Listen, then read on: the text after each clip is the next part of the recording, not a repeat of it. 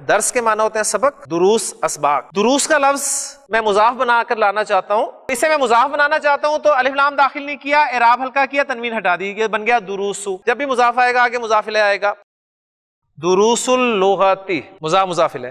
اب مضاف الیہ پر الف لام کا داخلہ ممنوع نہیں ہے، اس پہ آپ کر سکتے ہیں۔ لغت لینگویج، لسان زبان، تو زبان کے لیے آپ لسان بھی لفظ استعمال کرتے ہیں، لغت بھی استعمال کرتے ہیں۔ دروس اللغتی زبان ہے، اس کے اسباق۔ اللغتی جو ہے یہ موصوف بن گیا، اس کی آگے صفت آ رہی ہے العربیتی، اور یہ صفت ہے موصوف صفت، چاروں اعتبارات سے برابر ہوتے ہیں۔ اب مرکب توصیفی کا ترجمہ آپ کیسے کرتے ہیں؟ صفت پہلے بولتے ہیں اردو میں، موصوف کو بعد میں لاتے ہیں، تو آپ کہیں گے عربی زبان کے اسباق۔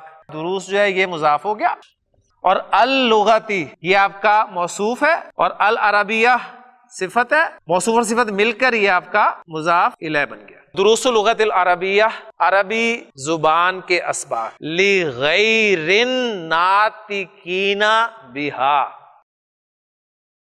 لام زیر لی حرف جر فور کے معنی میں، کن کے لیے ہے یہ؟ جن کے لیے آگے ان کا ذکر آ رہا ہے، غیر الناطقین۔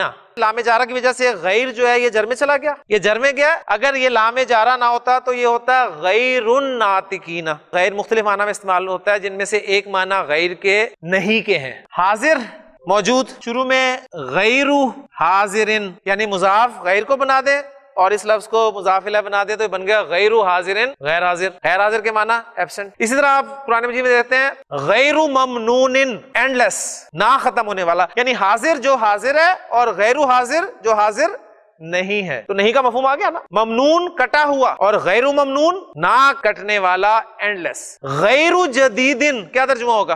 جدید نیا، اور غیر جدید سیکنڈ ہینڈ۔ غیر المغضوب علیہم، المغضوب علیہم، غیر کو نکالا میں نے اور اسی اعراب کے ساتھ رکھا، جن پر غضب ہوا، غیر المغضوب علیہم جن پہ غضب نہیں ہوا، تو نا کا مفہوم دینے کے لیے بھی غیر کا لفظ استعمال ہوتا ہے۔ اب لام کی وجہ سے غیر جر میں چلا گیا، اور ناطق بولنے والا، نطق ینطقو بولنا، ناطق کی جمع ناطقونا، ناطقونا کی حالت نصب یا جر ناطقینا۔ تو اب وہی ترکیب اگر آپ کے سامنے رکھوں، غیر کو مضاف بناؤں، الناطقونا کو مضاف الیہ بناؤں، تو وہ بن جائے گا غیر الناطقینا، یعنی ناطقونا بولنے والے اور غیر الناطقینا نہ بولنے والے۔ نہ بولنے والوں کے لیے بہا، بہا با حرف جر، ہا کی ضمیر مؤنث کی ضمیر ہے، کس طرف لوٹ رہی ہے؟ اس اللغہ کی جانب جو اس زبان کو بول نہیں سکتے، یعنی دروس اللغت العربیتی، عربی زبان کے اسباق، لغیر الناطقین بہا، ان لوگوں کے لیے